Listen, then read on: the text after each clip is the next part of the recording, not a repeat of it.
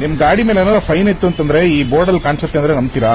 ನಮ್ಲೇ ಬೇಕು ಗುರು. ನಾನು ಅನ್ಕೊಂಡೆ ಇದ್ರಲ್ಲಿ ಬರೀ ಆಡ್ಸ್ ಅಂತ, ಬಟ್ ಆಡ್ಸ್ ಮಾತ್ರ ಅಲ್ಲ. ಟ್ರಿನಿಟಿ ಸರ್ಕಲ್ ಹತ್ರ ಹೋಗ್ಬೇಕಾದ್ರೆ ನಾನು ಸಡನ್ ಆಗಿ ಗಾಡಿ ಸೈಡಿಗೆ ಹಾಕಿದೆ, ನೋಡಿದ್ರೆ ಇಲ್ಲಿ ದೊಡ್ಡದಾಗಿ ಒಂದು ಬೋರ್ಡ್ ಅಲ್ಲಿ ನೀಟಾಗಿ ನಿಮ್ ಗಾಡಿ ನಂಬರ್ ಸಮೇತ ಕ್ಯಾಪ್ಚರ್ ಮಾಡ್ಬಿಟ್ಟು ಈ ನಿಮ್ಮ ಗಾಡಿ ಮೇಲೆ ಏನಾದ್ರು ಫೈನ್ ಇತ್ತು ಅಂತಂದ್ರೆ ಇಲ್ಲಿ ನೋಡಿ, for example passing Trinity circle right now your PUC has been expired ಅಂದ್ರೆ ಇವ್ರು ಎಮಿಷನ್ ಟೆಸ್ಟ್ ಮಾಡಿಲ್ಲ ಅಂತ.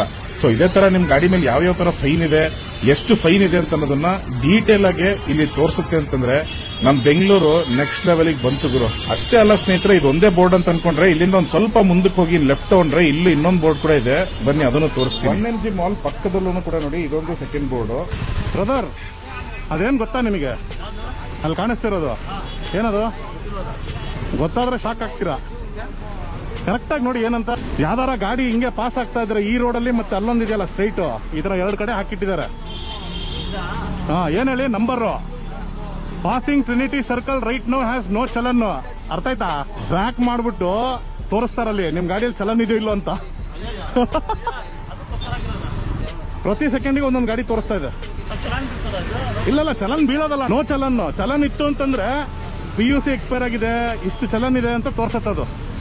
ಹಿಂಗಾದ್ರೆ ಹೆಂಗೆ ಅಂದ್ರೆ ಯಾರು ಹಿಡಿಯಲ್ಲ ಅಣ್ಣ, ಯಾರು ಹಿಡಿಯೋದಲ್ಲ, ಬಟ್ ನಿಮಗೆ ತೋರ್ಸುತ್ತೆ ನಿಮ್ ಗಾಡಿ ಇಷ್ಟು ಚಲನ್ ಇದೆ ಅಂತ ಅನ್ಬಿಟ್ಟು ಅಂತ. ನೀವೇನಂತೀರಾ, ಇದು ಒಳ್ಳೇದಾ ಅಥವಾ ಕೆಟ್ಟದಾ? ಹೆಂಗೆ? ಒಳ್ಳೇದ್ ತಾನೆ? ಸ್ವಲ್ಪ ಜನ ಗೊತ್ತಿರಲ್ಲ ಚೆಕ್ ಮಾಡೋದಿಕ್ಕೆ. ಕರೆಕ್ಟ್. ಅದು ಡೇಟನ್ನು ಬರುತ್ತೆ ಸರ್, ಈ ಗಾಡಿ ಇಷ್ಟೊತ್ತಿಗೆ ಇಲ್ಲಿ ಪಾಸ್ ಆಯ್ತು ಅಂತಾನು ಬರುತ್ತೆ. ರಾಬ್ರಿ ಹಾ ಕರೆಕ್ಟ್, 100% ವರ್ತ್ ಇದು.